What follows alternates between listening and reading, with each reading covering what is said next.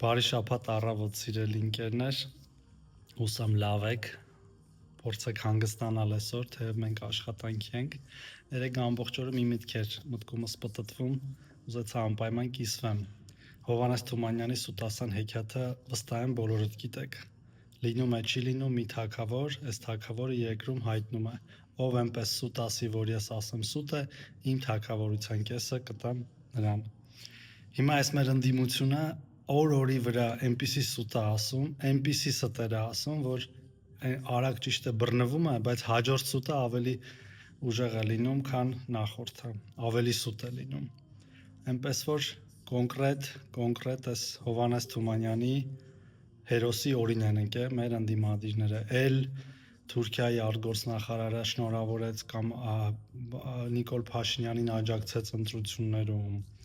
վարչապետի աշխատակազմը 4 անգամ ավել փող է ծախսում, քան իրան ժամանակ, գող փիսո, քաչալ շուն, չգիտեն ինչ են արեն, որ կարողանան մեր ժողովրդին մի բան ասեն։